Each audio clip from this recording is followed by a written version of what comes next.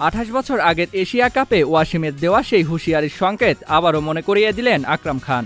1995 সালে সংযুক্ত আরব আমিরাতের শারজায় এশিয়া কাপে পাকিস্তানের সঙ্গে ম্যাচ শুরুর ঠিক আগে ওয়াসিম আকরামের সঙ্গে আকরাম খানের টক স্বাদযুক্ত ঘটনা ঘটে। 28 বছর আগের সেই মজার স্মৃতি ওয়াসিম আকরামকে মনে করিয়ে দিলেন বাংলাদেশের সাবেক অধিনায়ক আকরাম খান।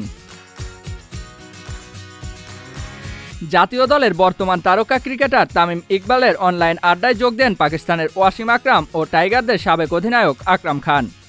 সেই আড্ডায় আকরাম খান পাকিস্তানের সাবেক তারকা ক্রিকেটারকে বলেন, দীর্ঘ 28 বছর আগে শারজায় 1995 সালের সেই এশিয়া কাপের কথা মনে আছে তোমার? আকরাম খানের কণ্ঠে এমন কথা শুনতেই ওয়াসিম যেন স্মৃতি হাতড়ে বেড়ালেন কয়েক মুহূর্ত। পরবর্তীতে জানালেন, না, মনে করতে পারছি না।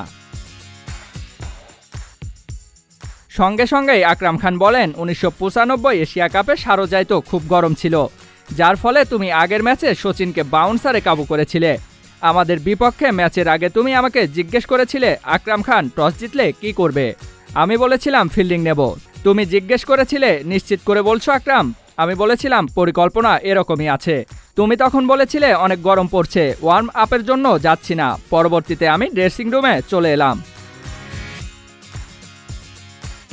এরপর বাংলাদেশ দলের সাবেক তারকা ক্রিকেটার নান্নু আমাকে বলেন, তুমি ফিল্ডিং নিতে চাচ্ছ কেন? ওরা তো আগে ব্যাট করলে 300 ছাড়িয়ে যাবে। টস জিতলে ব্যাটিংয়ের সিদ্ধান্ত নিও। পরে আমি ব্যাটিংয়ের সিদ্ধান্তই নেই। তুমি তখন আমাদের ড্রেসিং রুমে এসে আমাকে ডেকে বলছো, এই আকরাম এদিকে আসো, তোমাকে দেখে নেব।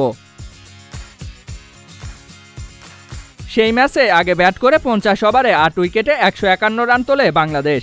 দলের হয়ে 82 বলে সর্বোচ্চ 44 রান করেছিলেন অধিনায়ক আকরাম খান।